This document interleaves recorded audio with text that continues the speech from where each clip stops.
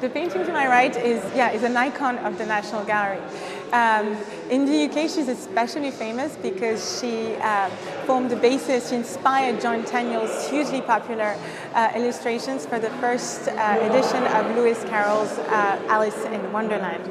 And so as such, she's become a superstar. Everyone knows this image, everyone recognizes her when they come to the National Gallery, yet few actually know who painted the original picture, when and where. And this is what the exhibition starts to do, is to reintroduce this famous work to our public and introduce the Renaissance context that saw this image develop.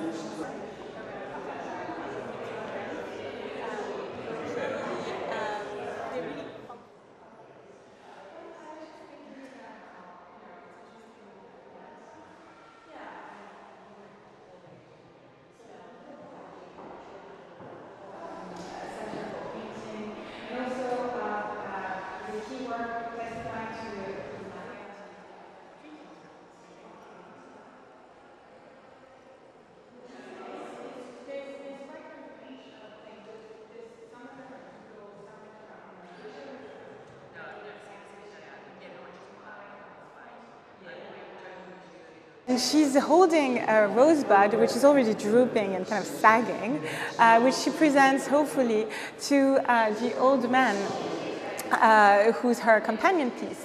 And he's much more soberly dressed, he has a much more conventional profile, and he raises his hand as a gesture that can alternatively be viewed as rebuke or salutation. But in any case, we're meant to laugh at this woman's breaking of conventions, acting and behaving in ways considered unbefitting of her age. And it's a sort of satire on the lust of older women, which was a frequent butt of Renaissance jokes. Stripped of her power. Here you see this old woman naked, shivering, in a kind of inherent feeling from that of the Duchess, which is basically all the objects. And please do come and ask Will Charles, who's the assistant curator on the show.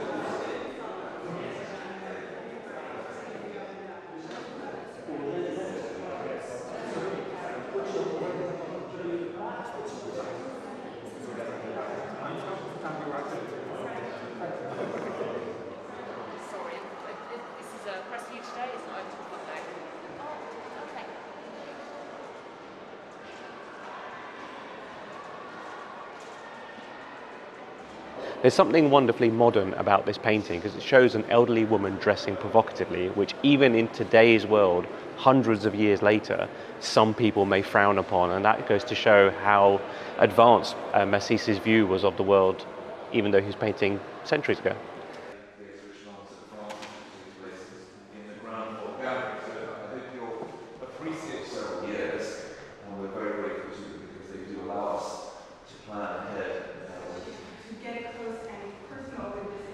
Look at the pattern, the rendition of the format of portraiture and the refined execution of the subject.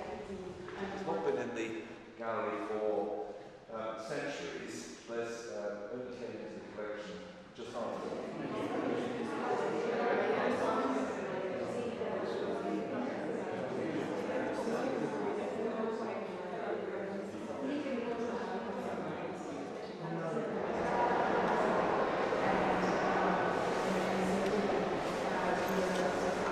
in glazed terracotta of the time in Italy, you have the tradition of featuring Belladonna, beautiful women. And these would be, and they often feature on clay dishes, and they would be exchanges as love tokens for a newly betrothed couple throughout the peninsula. And often in small busts as well, such as this one. In this case, however, far from being a beautiful woman, we have this woman with a bowed head who's tried really her best. She's put on all her most expensive outfits, colorful, and yet she bows her head and she has this sad grin. She knows she hasn't achieved the expected goal. And I love how the artist subverted the vibrant colors usually associated with Maiolica that makes it so appealing. Yeah, the seat